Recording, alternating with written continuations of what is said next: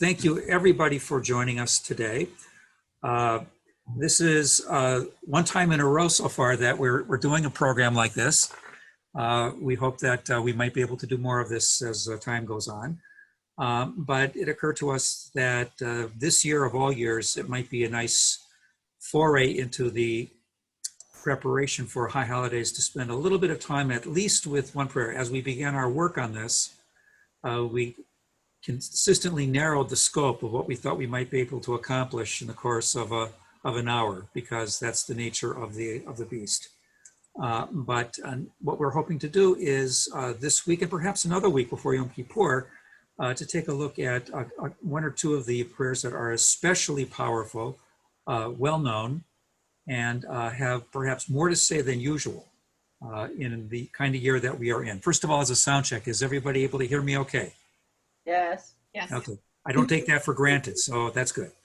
One of the things that is just so interesting here is that when we begin to do anything in Jewish prayer, we're immediately really challenged by an enormous scope of material, right? There are probably about 50, that's 50 rites that are out there, R-I-T-E-S, which means that we're not just dealing with, a little bit of Ashkenazic stuff here, a little Sephardic stuff there. There's an enormous range of materials. If you were to walk down the street to our neighbors at Chabad, you might be finding them doing something that goes back to medieval Europe. You might be finding them doing something that we only do on Yom Kippur, as in the Vidui, the confessional, but they do it every day. So there's a very large range. Plus, we're dealing with the realm of poetry, and in terms of the special kind of poetry that we know largely from Rosh Hashanah and Yom Kippur, but there are many, many others. We are talking about something like 34,000 poems, piyutim as they're known, from something like 5,000 different hands. That's a lot of stuff. And it ranges in all sorts of different ways and directions in terms of where it comes from and what it tries to say. And some people found it to be the height of magnificent creativity. Other people said, you're butchering the Hebrew language and making up words along the way. And like the same kinds of debates we find about poetry to this day. Some people thought E.E. Cummings was doing something terrible by writing everything in small letters. And that was scandalous. And other kinds of poetry that came to be beloved at one time was probably pretty scandalous too. But we are dealing with very, very rich material. And we thought it was appropriate to spend a little bit of time today focusing on what is, in some respects, the best known and perhaps the most challenging prayer on Rosh Hashanah and Yom Kippur, which is Unatana Tokef. So at this point, before we do anything else, I'm going to turn everything over to Cantor Ness.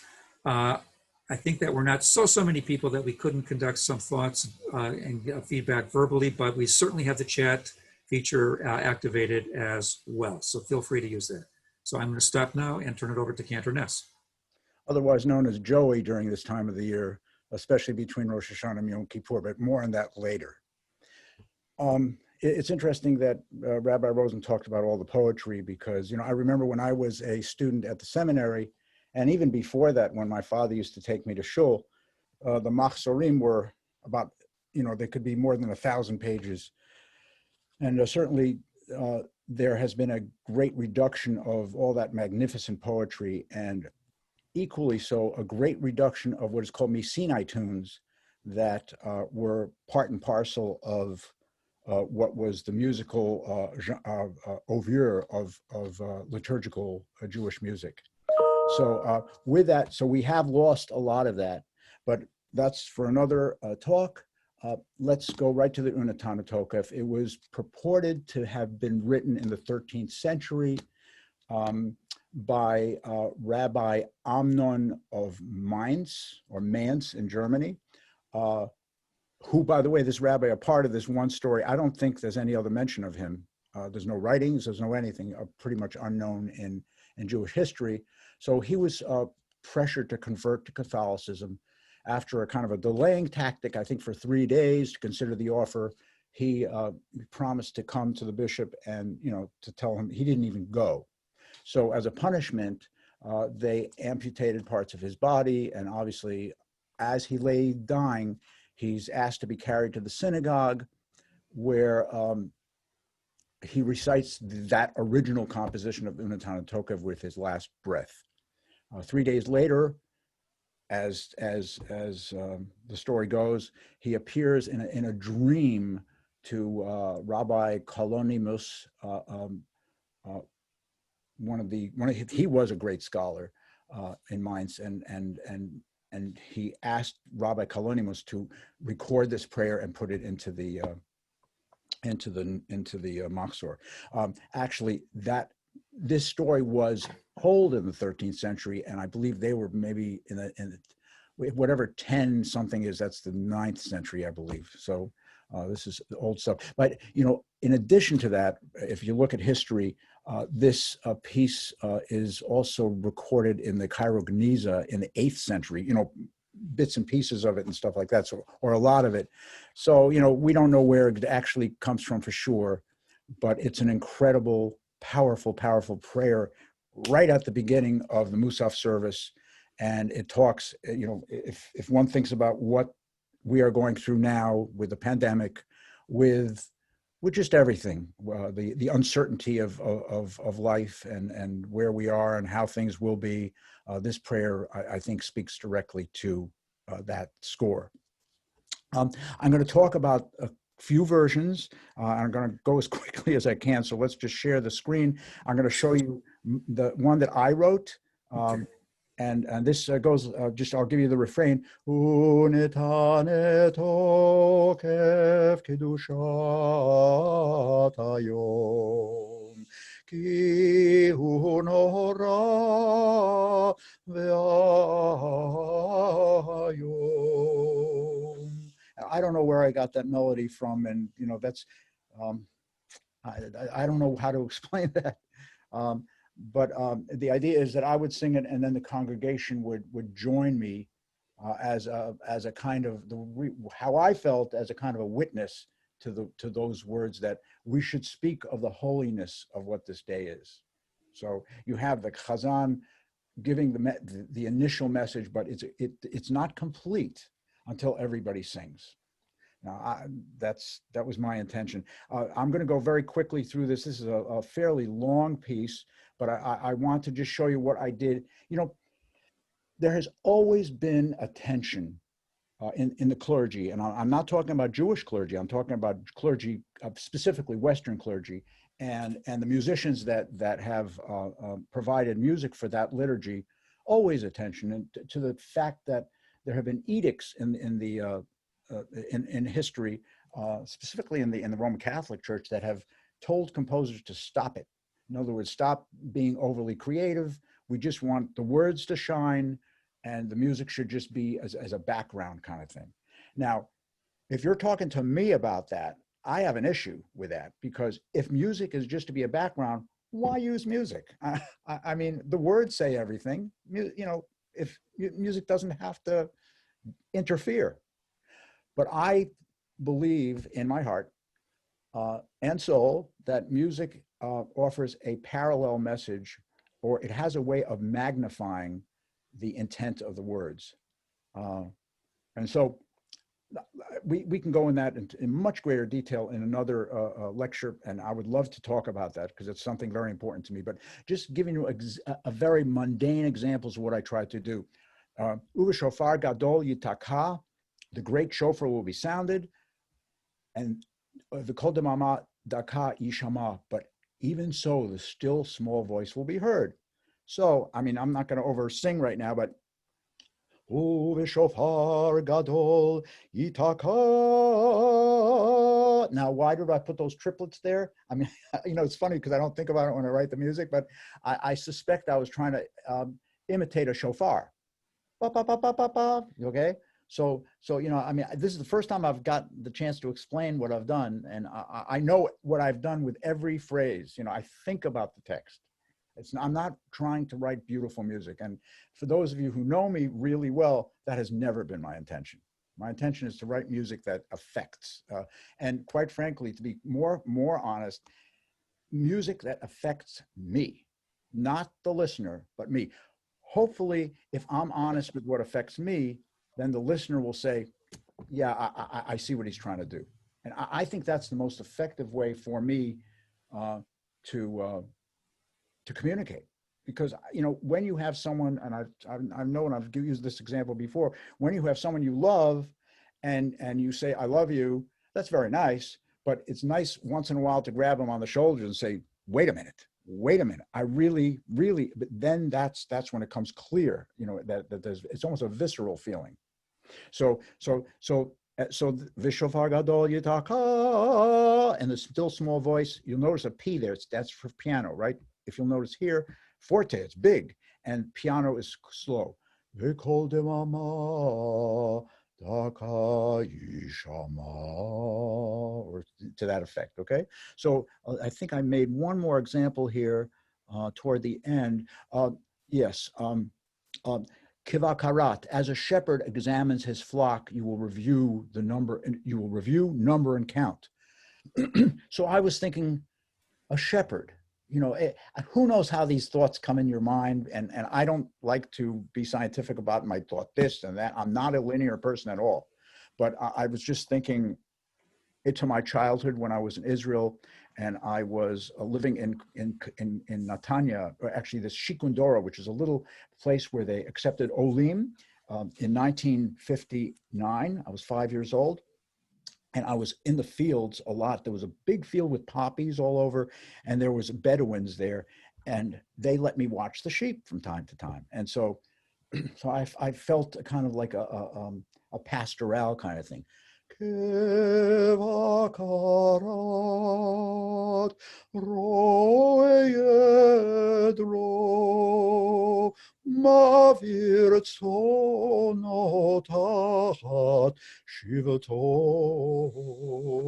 kenta avir vetispor, and judging each living being.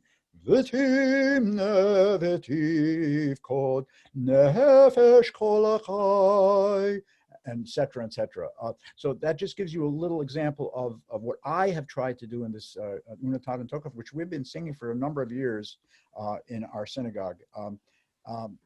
I would say the other thing that's, I may have mentioned before, the other interesting thing is that it's the only Unatat and Tokaf I know that has a refrain that allows the congregation to participate in. And one of the reasons why I did that is because I remember Rabbi Rosen was telling me, we really need to involve the congregation more. And that is something I 1000% agree with. And so that, I think in my memory, I think that's what pushed me to write the refrain Unatat and Tokef. So enough with that one. I'd like to also talk now about, just one second, about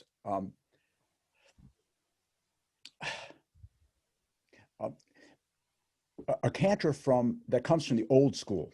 So there have been, I just want to hold on for a second. Yeah.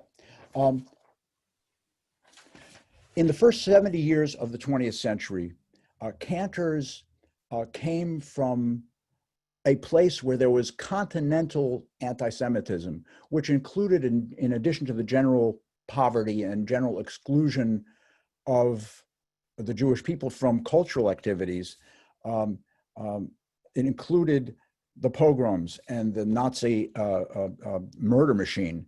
And so these cantors came from that kind of background, many of them born in the turn of the century. And they came to this country, many of them, in the 20s, 30s, 40s, and 50s. And we're talking about people like, if some of you don't know these names, if I may be so bold, you should, Yosla Rosenblatt, Moshe Kuzovitsky, and other people like that. It's amazing, but there are almost no recordings of high holiday tunes. There's a lot of slichot, but not high holidays tunes, because they wouldn't allow those recordings because, they were very observant, and recordings are, whatever. So, but I want to share one thing with you, and this was this is a guy by the name of Moshe Ganchov, was known with deep respect throughout his life as a cantor's cantor. He was beloved by cantorial aficionados, and for more than 65 years, he was a cantor.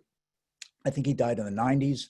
He was born in Odessa, but he started out here as a young man in Toledo, Ohio, if you know that place. So this is the second part of a pre-Rosh Hashanah he does.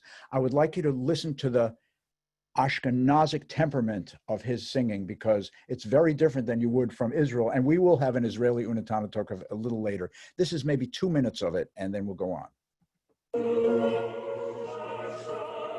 It's the normal tune of the Rosh Hashanah that we know.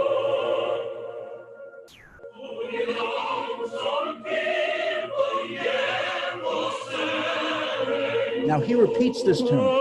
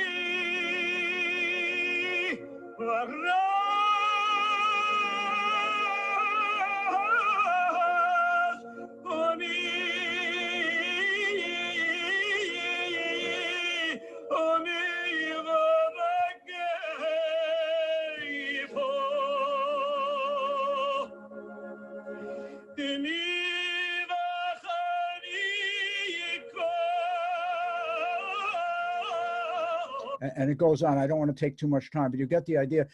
This is pure Ashkenazic singing. You could hear the way, and it affects the rhythm of the melody in a way that Sephardic singing, like modern Israeli Hebrew, would not. For me, it evokes memories for sure. And it's glorious singing. By the way, this is certainly done at a recording session and not in a synagogue, because I know this guy. As a matter of fact, I orchestrated some of his pieces. He was a trip. He was something else, but he would not have a organ and that kind of stuff in his synagogue on the high holidays. But that was Moshe Ganshoff. I now want to turn to something that one sec. Yeah, we're going to go to another piece. This is one of Leonard Cohen's best songs. This is "Who by Fire" is called. It is Leonard Cohen's version of the Hebrew prayer Unatana Tokef. By the way, it's 4 paragraphs. The first one talks about the holiness of the day and God's judgment. The second one talks about who will live, who will die, and it's harrowing, wrenching, especially in this year. But anyway, this is Leonard Cohen's version of it. He describes he was in a synagogue when he was younger. He describes listening to God, reviewing the book of life, and deciding the fate of every soul for the year to come. Who will live, who will die, and how? And the line, "Who shall I say is calling," which is Leonard Cohen's line, possibly can be understood as a questioning of God. Why does God do what God does? Which is, that is a subject of an expansive study. According to Cohen, he says that the element of doubt of God's imprint is what made this song very special to him. But I think some of you know it. This is the first time I've heard it, but it's always a first for everybody, right?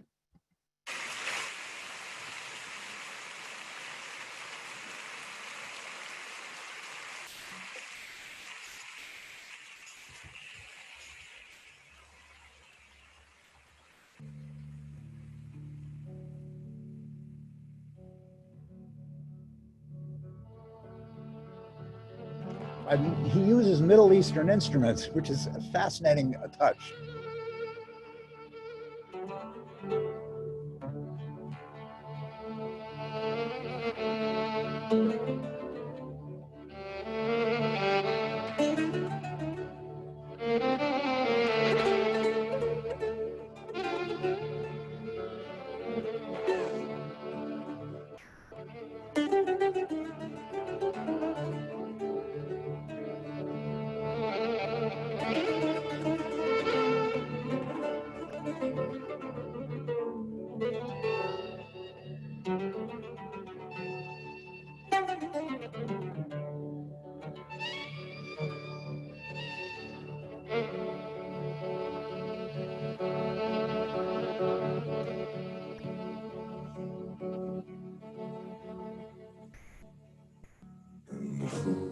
By fire, who by water, who in the sunshine, who in the nighttime, who by high ordeal, who by common trial, who in your merry, merry month of May, who by very slow decay, and who shall I say is called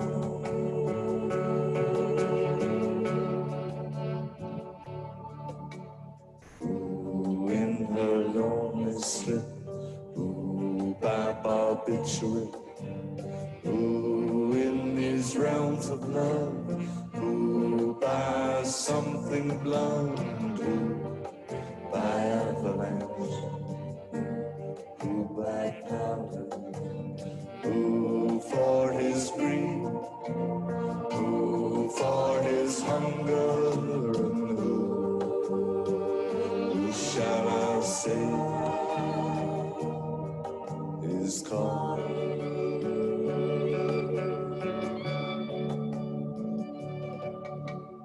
who by brave ascent, who by accident, who in solitude, who in this mirror, who by his lady's command, who by his own hand, who in mortal chains, who in power, and who shall I say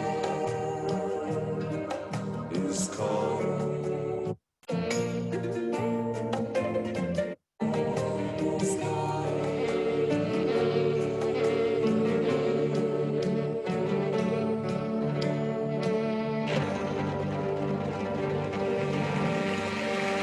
Okay, that is it's a very powerful piece. I have to admit, it's very talks about if you know the text um, uh, about life now, life as it is, and it's I'm very affected by it.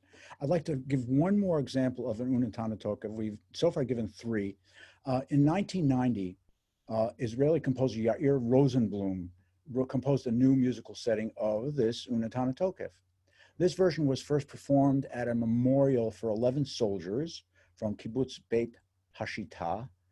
They fell during the 1973 Yom Kippur War, and is now often, it's probably the big Unetane Tokef melody, certainly in Israel, and many people around the world are doing it now. And so I picked this version. This is with Shai Abramson, who's a very good friend of mine. He's the chief Cantor of the Israel Defense Forces. We tried to get him here, but just couldn't fit him in terms of his schedule, but he wants to come. Anyway, this is with singers from the IDF.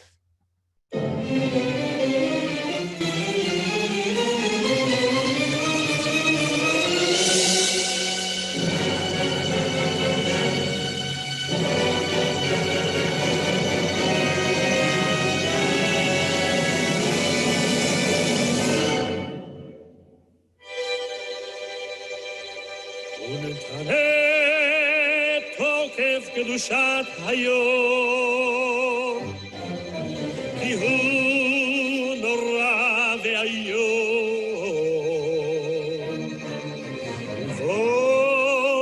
חסד מלכותך,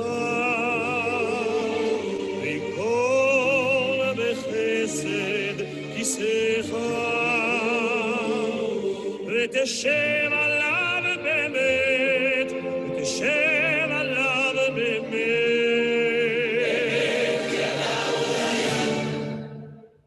אמת כי אתה הוא דיין ומוכיח, ויודע ואין, וכותב וחותם וסופר ומונה, ותזכור כל הנשכחות, ותפתח את ספר הזיכרונות, ומאליו יקרא וחותם יד כל אדם בו.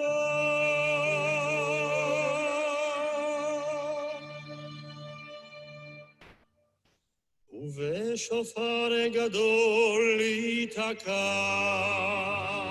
Here's the main melody. וכל דממה דקה יישמע, ומלאכים יחפצו, וכאילו רעדה יאחזו, ומלאכים יחפצו, וכאילו רעדה יאחזו. ושופר גדול ייתקע, וכל דממה יישמע, ומלאכים יחפצו, וכאילו רעדה יאחזו, ומלאכים יחפצו, וכאילו רעדה יאחזו. And it goes on from there. For the sake of we need to hear Rabbi Rosen. I'm gonna say that is my offering for today. And Rabbi Rosen, it's all yours. What I'm gonna do is stop sharing my screen, and you're on. Can you hear me, Jim? Can anyone hear me? Okay.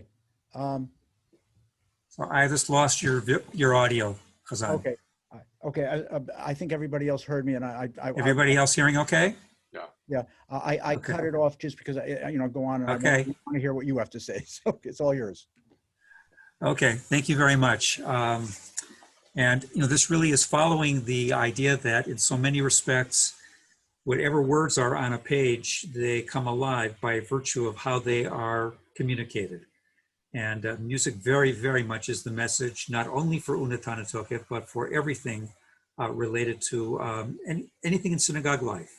And so it's a very significant part of, I think, all of our experiences of it. And I would just like to take a moment now to bring the text of this particular prayer forward for us and see if we can take a look at parts of it just for purposes of seeing how it tries to communicate a couple of, I think, very important messages for this time of the year, especially with what we are experiencing. So let's see if we can find that for you. Okay, are you able to see this okay? Absolutely. Okay. And, I'm going to try to get Paul in for just a second while we're doing this. Take a look at it if you can. I hope it's large enough. Take a few moments to read it. I'm going to try to get our tech expert here to bring my volume up because I cannot hear any of you and I'd like to be able to. So take a look for just a moment. I might be able to sing a little lullaby. Cantor, can you tell us what page in the Machzor? It's 144, I believe, 144. That is They can hear me, I can't hear Lev them. Shalem Achzor. No, 143, excuse me, 143, 140, yeah, 143.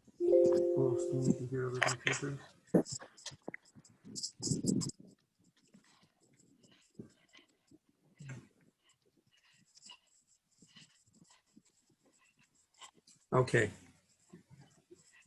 Thank you. Hopefully that is better for everybody. I know this is a little small, so forgive me, but I hope you can make some sense out of this. So again, this is a prayer that comes just before the Kiddush on the afternoon. Well, it's still the morning, perhaps, the Musaf service of Rosh Hashanah. And you know, there are two different kinds of prayers in some respects that we can really speak about. There are those that really celebrate what we call the humanity of people, which is to say our strength, our capacities, our abilities to do all sorts of things, and make that the primary focus. And then there are some prayers and there are tones and moods that go the other way. There are things that say, you know, there are times when we really are very vulnerable. We're really very weak. There are circumstances that are beyond our control. And what do we do when we're facing those kinds of things? So just as a question, and I can't see everybody very well right now, but I know you're there. How many people do you know fully predicted a year ago that in the midst of 2020, we would be seized with a pandemic that would bring so much of our lives to a screeching halt? I don't know of anybody who really thought that, who really predicted it. So the unpredictability of life is already a theme. One of the ironies is, most people I know here will certainly know the word Seder when it comes to Passover, but for the bulk of the year, the prayer book is known as the Siddur. What does the word Siddur mean? Everybody's muted, so you can't answer. It's not fair to ask that question. It means something that is an order of prayers. And I think that in some respects, what Jewish prayer tries to do is to create some kind of framework of order on the chaos of life, what could be chaotic in life. And it tries to do this in a variety of ways. And one of the things that I'd like to just start with is how this particular prayer reflects elements that are both oriented towards God, but also very, very much oriented towards us. I want to touch first on something that is towards God in its ways in which it is oriented, but it's something that is very reflective of human agency. Let's take a look at this for just a moment. We're speaking of the sacred power of this day. It's powerful, it's profound, it's awe-inspiring. They are the days of awe, after all, right? We have a sense of being on trial for that which we have done wrong. It is sovereignty. God is king, right? That is celebrated. And we have the imagery of the divine throne. But it's not just that God is the sovereign. It is God who is judge, yes, prosecutor, expert, witness, in some respects, defense attorney. We'll come to that at another point. But completing the indictment, bringing the case. And why? Because God is able to recall that as forgotten and opening the book of remembrance. There were lots of books on the high holidays. We have the book of life. We want to be written and sealed for it. We have the book of remembrance, but it speaks for itself.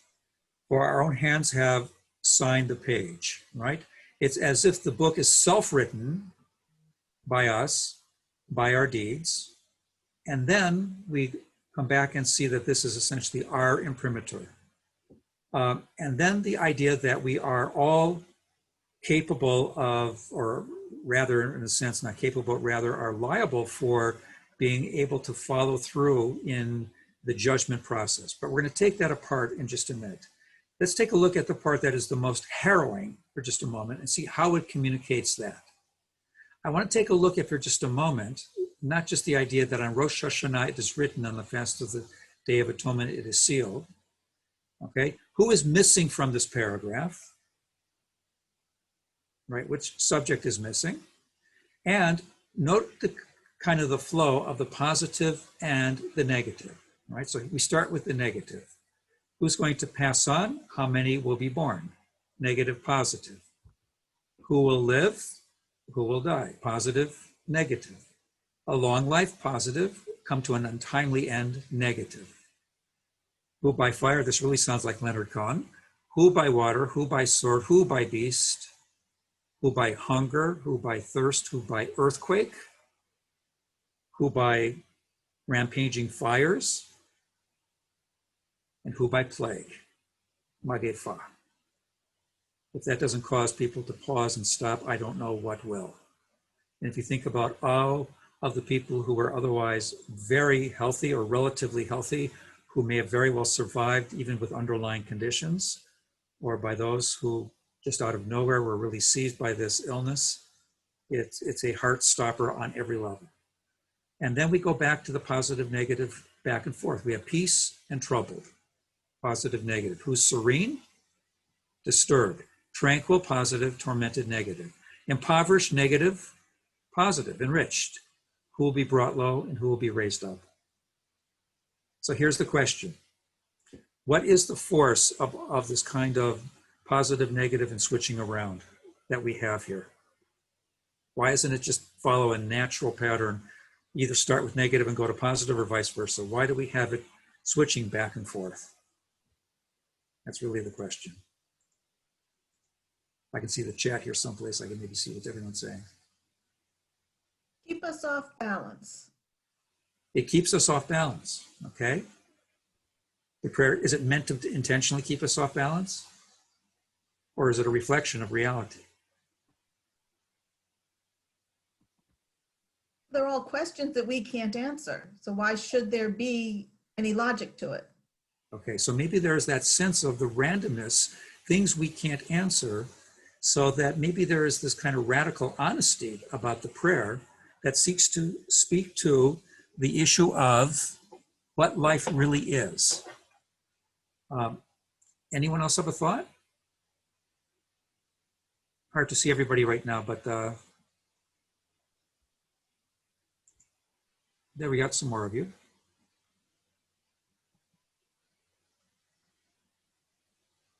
Okay, let's ask a different question. Who is not mentioned here in this particular paragraph in terms of a prime figure in most prayer?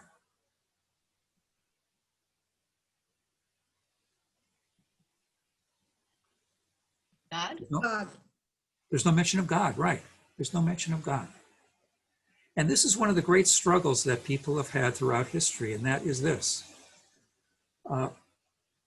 Do we really want to, pardon my roaming here, do we really want to attribute every last thing to God, or is there a role for saying that nature, after a certain point, takes its own course? That's actually a rabbinic statement, that nature follows its own pattern.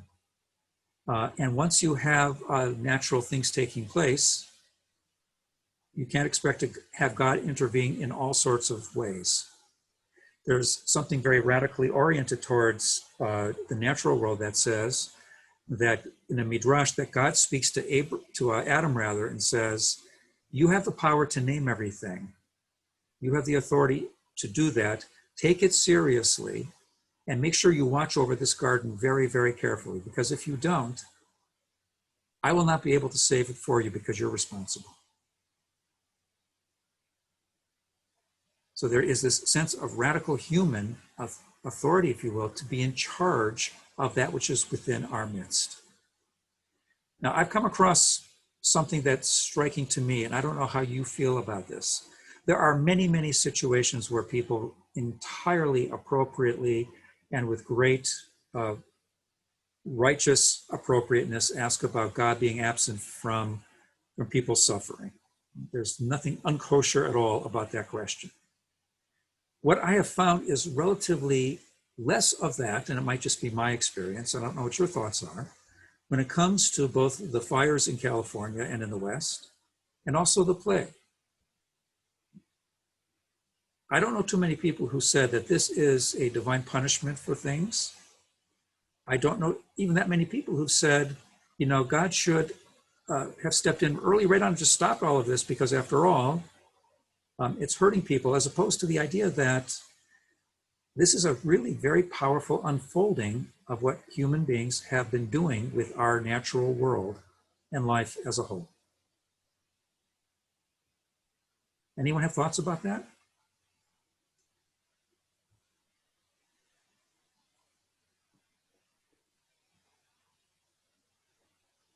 Trying to find the chat here. I think Mother Nature is mad at us and is trying to end us and start over. Okay. Nature seems to be quite assertive in its demands right now. Anyone else have a thought? I think about Noah's Ark and the flood and Also blown. purifying the world and starting again. Okay, so there's a sense of almost cleansing and beginning again. We know that, occasional fires are nature's way of making there be rebirth in forests, but this is kind of ridiculous, of course, the extent to which it's happened. It's obviously pretty much apocalyptic, but predictable, say the scientists, from what we've done with our world. Very predictable. So there's that question as to how much of this we are really going to be liable for, can blame God. Judy, were you going to say something? I was just going to say, it reminds me of Rabbi Kushner, of when bad things happen to good people. And I don't remember exactly, but the tapestry and the bigger picture, and that we can't blame.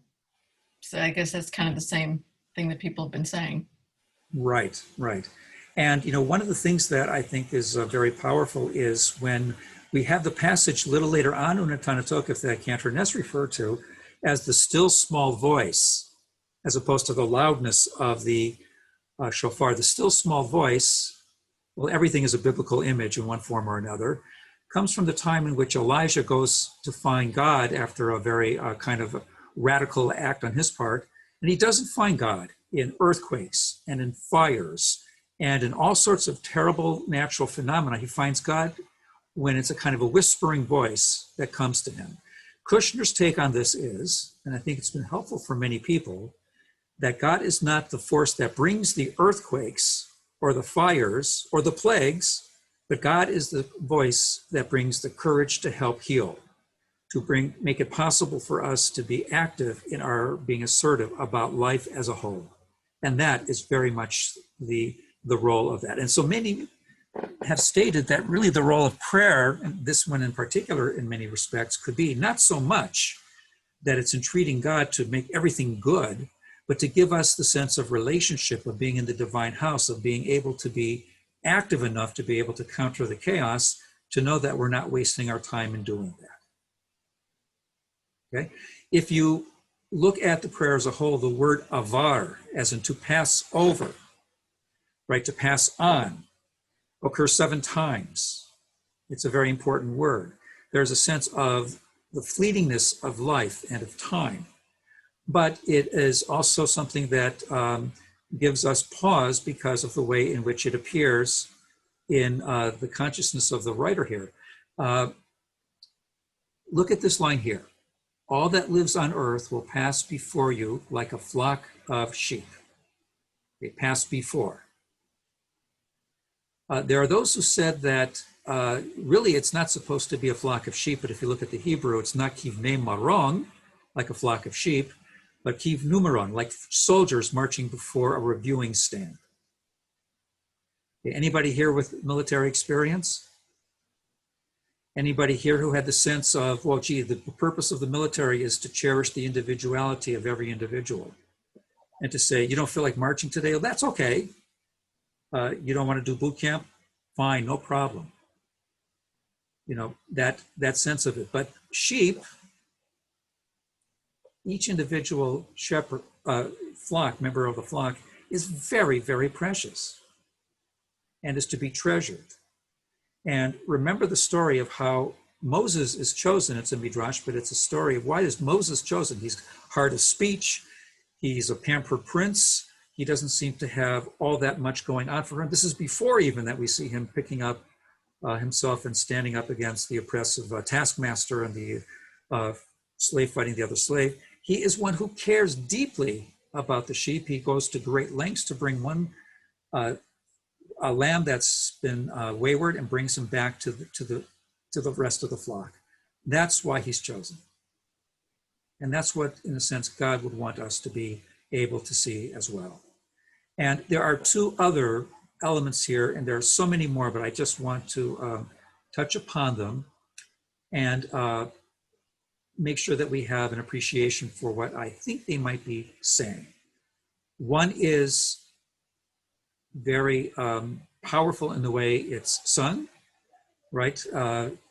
Cantor, Ness, you'll remind me if I have this right or not, but when we say in this passage, but teshuvah, repentance, tefillah, prayer, and tzedakah have the power to transform the harshness of our destiny, is this sung like a quiet little whisper afterthought? Oh, it's a very powerful statement. It's a very positive statement, actually.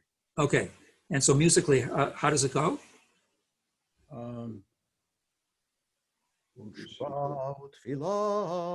It's very. I'll sing it for you if you want, but I thought you would rather do it. Right? Utshuva, right? It's a very powerful musical moment that says, in the midst of all this randomness, all is not lost. How many of you grew up with the Silverman prayer books? Okay, me too. You want me to sing the whole thing? That's okay. It's okay right now. Another time. Not that I don't want to hear it, trust me. But we don't have that much time, and I want to allow some time for other thoughts. Right. If you have any experience with the Silverman prayer book or anything that came in many, many respects, you would find a translation that read this way. But repentance, prayer, and good deeds have the power to annul the severe decree. I remember that. Does that sound familiar to anybody? Yes. Yes. Yes. Yes. Okay. But guess what? And we actually have some manuscripts that have that version, but we don't. The version we have that came down to us is not Hagzerah Hara'ah for Hebraists here, but Roa Hagzerah, the harshness of the decree, the things that make the decree bitter and difficult to bear and hard to swallow. But we are not powerless here. It's that repentance. I'll change the words a little bit to expand upon it. But a life that is reflective, that is filled with awareness, that is capable of seeing where we could be better. And that by extension is capable of seeing how each other should be forgiven for our frailties.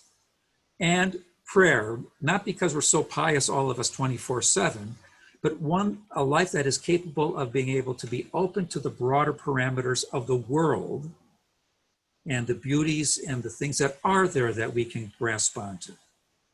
And activist living, tzedakah. At the core of tzedakah, which is not just writing the check for charity, as great as that is, but tzedek, it's justice. If you can have this triad, I didn't say trinity, this triad of things in life, you can't necessarily wish away something that is destiny, but you can modify it. You can make it a little bit different, a little bit better. And that, by the way, is not a bad thing. Rabbi? Is it Harold? Is that you? Yeah, can I Yes, ask a please. question? Sure. Perhaps you can help us. So if you define God as the supreme being who is perfect in goodness, wisdom, power, why does this happen? Why does he permit it? Okay, so a good deal of this is, Harold and everyone, that what we mean by God is really quite crucial to this. This prayer, and I really should have led with this, I suppose, and it's something we should acknowledge. Fundamentally, Jewish prayer comes from the place of a very clear, what we call theism. There is a personal God. God can be influenced by prayer. God has supreme power, supreme knowledge, and supreme ability in many, many respects to control our world. There are limitations on that, even in that realm. And there are people who would say, I don't really buy all that. I'm a much more of a naturalist. I don't necessarily think God is utterly supreme in all respects or utterly capable of making these changes. But going with the idea that we have this ultimately powerful sense of the divine, it may not be the case, Harold, that there is in every respect a control of every single movement that we have, but rather there's a realm of mystery that we can't answer. We can't answer it all, but we are left with certainly the ability of living with both the question and perhaps the sense that there is room for us to manage as free agents in this world, because if not, we would just be robots and puppets, which we don't want either. But there is more power at our disposal to make a difference in this world than we might imagine. For us. For us. For us. So when people ring bells at 7 o'clock at night and put signs out acknowledging the deep courage and humanity of first responders, they are celebrating something very remarkable within human capability. And this has come to the fore. I'm stunned by the remarkable sense of those who were capable and acted upon that capability of making a difference when they put their own lives at risk, and in some instances lost their lives to save other human beings. I mean, who does that in this world? Well, a lot more people than we think. Thank God, and thank them. That too is godliness. Okay? Okay. Okay, and I don't expect to solve this once and for all for anybody, but I just want to give us kind of a frame of maybe thinking about this. And my very, very last point, and then I want to open things up a little bit. I appreciate everybody willing to go to 5 o'clock today, but for those who may not be able to, I do want to be respectful of everyone's time. One of the great things that happens with the process of interpretation is that it yields perhaps ironic and I think helpful little gems, right? The cantorial job is to interpret text musically for our knowledge and learning, right? But the poets were doing some interpreting as well. Virtually every line of the prayer book is based on a quotation from something else. Virtually every line, certainly of the poetry, is that, to be sure. So I want to just touch upon this line right here. Every person's origin is dust. Each person will return to the earth, having spent life seeking sustenance. Dust to dust. We've heard that before. Scripture compares human beings to a broken shard. Cheres hanishbar. Okay?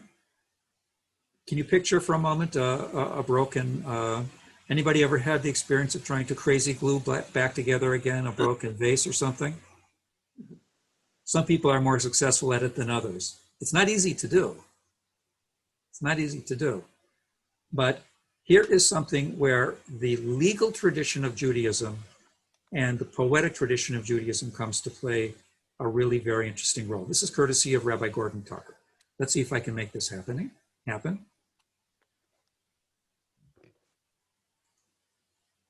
Okay, so I'm going to share the screen with something else. Here we go.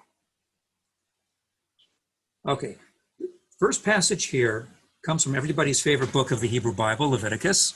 It's chapter 6, verse 21. And it says this is a sacrificial thing. I know that all of you hang on every nuance of these all the time. It's challenging material. An earthen vessel in which it, being the sacrifice, was boiled, shall be broken. You break it. You're offering purification for the people. If it was boiled in a copper vessel, it's scoured and rinsed with water. An earthen vessel, kli cheres, same as in our poem. And then look at this. This is from the Mishnah, later Jewish law. Utensils of wood or utensils of leather or utensils of bone or utensils of crystal are unsusceptible to uncleanness. They can't be made ritually unusable, but if they are flat, are susceptible to cleanness if they form a receptacle. Okay, if they have been broken, notice this. If they have been broken, they become ritually clean. But if you put them back together again, they become anew susceptible to uncleanness. In other words, what's better when it comes to having ritual purity and by extension, perhaps even human purity? It's if we happen to be broken vessels. Right? You know the story, we've been told the story before about the cracked pot, right? You walk up and down the road and you have a pot with holes in it. And somebody noticed that on the sides of the road, all of the flowers were blooming. And it was because somebody was walking with a full vessel of water and the water escaped through the cracks in the pot and watered the ground so that the flowers could come forward. So we are all broken vessels, but that's what, in a way, that's the place to be. It's a celebration of vulnerability. It's not to say, poor you, you're just like a passing cloud. That's not exactly what this is really saying. This is something to treasure. It's the vulnerable that can take in greater sensitivity, can hear cries, can know that people hurt, that can make a difference, especially if you read it back into the experience of repentance, prayer, and good deeds making that difference. So I'm just going to pause here for just a minute and to say this. I am plagued by a question, no pun intended. I'm hoping that we'll get to a point where we can divide life into two things, which is BC and AV. V is in Victor, which is before COVID and after vaccine. And I think this is the time to begin thinking about what do we owe the after vaccine world when it comes. I have to be optimistic and hopeful enough that it will sometime in the not too distant future. What do we owe that world? What do we learn from our vulnerability? What do we learn about living with uncertainty and disorder and randomness? What have we learned about making full use of the powers we do have to modify the harshness and bring some blessing? So with that, I'm going to stop and just open things up a little bit to hear your thoughts.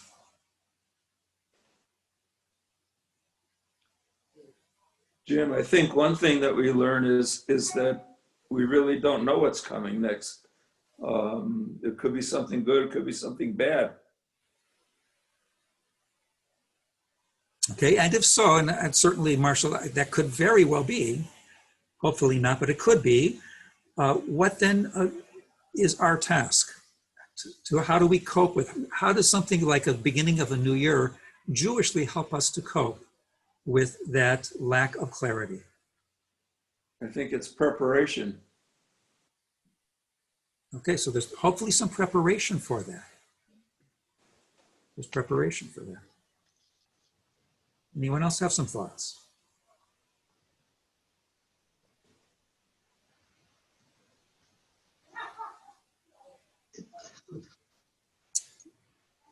Okay.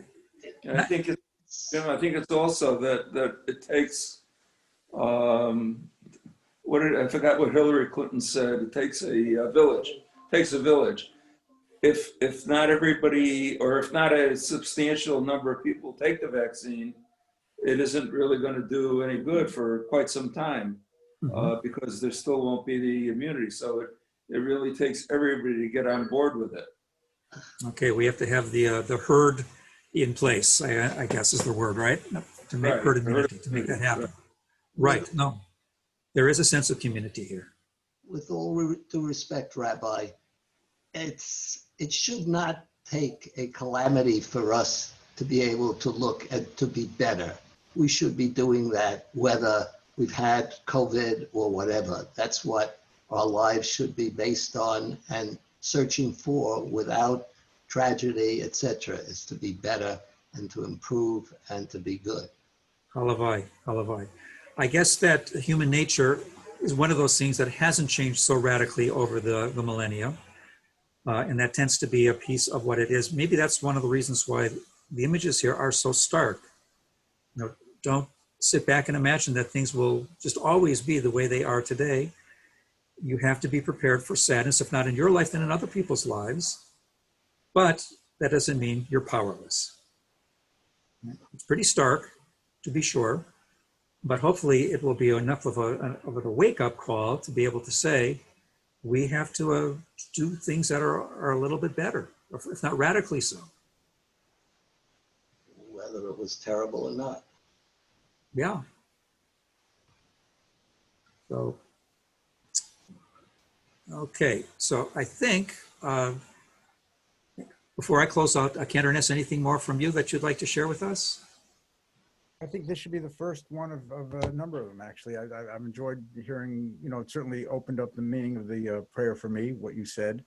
It always does. And I think we should continue this discussion. It's the start of something important, I think. Yeah, I don't expect everybody to have, already set answers. This is really, in some respects, a thought experiment that has been amplified by the experience we've all gone through. I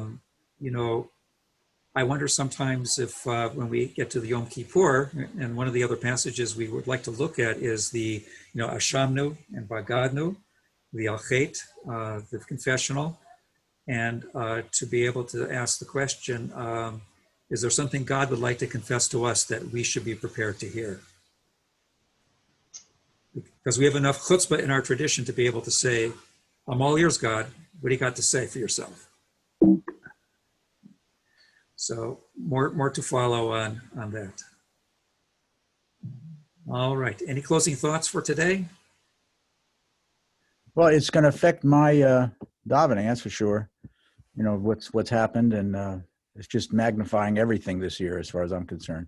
Mine too. One thing I just want to say to everyone who's here, and this is another entire session, so please give this some thought too, is that it is really, really interesting and pretty hard to try to experience and conduct and lead and imagine what it's like for people sitting in various locations when we try to put a service together. The word surreal does not begin to capture it. And we really, really hope that on the deepest levels, that there is something that will be meaningful to you and touching. Many wonderful people have come together to give enormous amounts of their talents and their skills and their loving, giving hearts to try to make that meaningful. But until we can really, really get together safely again, we'll do the best we can. It'll be kind of an echo chamber experience for some of us, but I'm going to offer this as kind of a thought. We're doing these videos during this month, and it's kind of a closing thing. I'll just mention it now, and that is, I hope in each of your homes you've been able to envision a place that can be a little bit of a sanctuary. It's a corner, it's a room, it's something that is really dedicated towards thought, meditation, maybe religious study and prayer. Maybe keeping, not the place maybe where you would look at your email or your other stuff that you might do online, but it's really a dedicated place. And when it comes to the holidays, I'm going to suggest you put on shul clothes. Put on the things that would convey a sense of, this is a special kind of thing. I promise you, nobody is going to compare what anyone's wearing. So it's easier, but do the kinds of things that might speak to the physical aspects of the day so that we can kind of structure it so that it can be as meaningful as we can possibly make it. If I can add, for the Unatana Tokef as one example, I wrote it as to be a congregational response to a statement.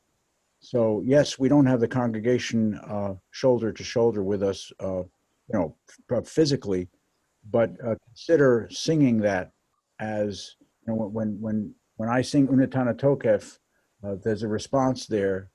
I'll be singing it, and I hope that you join me from your homes, because that would really maybe I can hear the energy from all that. It'd be a beautiful thing. It'll come through one way or another. We will hear the energy. Okay, that's all for today, ladies and gentlemen. Thank you so much. Thank you very much. Really, Thank really you. good. Thank you. Hopefully to be continued very soon. We'll let you know. Thank you very much. Happy New Year, everybody. Thank you. Just like to Hashanah add, Tova. Rabbi Rosen and Joseph and everybody is doing an outstanding job during this trying time. Thank And you. we appreciate it. Thank you. Bye-bye. Yes, absolutely. Thank you, Wonderful. everybody. Very much. Thank you. Thank you so much. Joseph, well. I'm impressed with that. When it's on a tough, the melody. I didn't know you composed that. Oh. I think that's You know, amazing. he's not going to say it, so I have to say something about this. There was actually another older Bethel melody when we first came here, right? I can't even remember it right now. Actually, there was one where I came here, and then I used one from the Great Synagogue, and then I came on this one. Yeah, and I have to say, and I've heard, various ones. I spent 9 years in Baltimore. It was a very Germanic, when I'm trying to talk about, that was the kind of synagogue it was. And of all of the pieces that Cantor Ness has composed, liturgical pieces, never mind the other stuff, the liturgical pieces that he's composed, nothing has acquired both, I think, the impact and the power to move hearts, along with the sense that it's always been here, right? And it's like it was produced when Amnon of Mainz died in the 12th century, right? It's just like so perfectly the piece for that it's a real gift to our community and beyond. So I just had to say that. It's very touching. It's not. I don't almost feel I didn't write it. I don't feel like I wrote anything that I wrote. But it's some pieces live and some pieces don't. But we just don't know. Which is an appropriate thing to say, but we're not time to talk. Okay. Goodbye, everybody. Have a very good Bye-bye, afternoon. Rabbi. Thank you, Deb. Thank you Thank so you. much. Thank you. Thank you very much.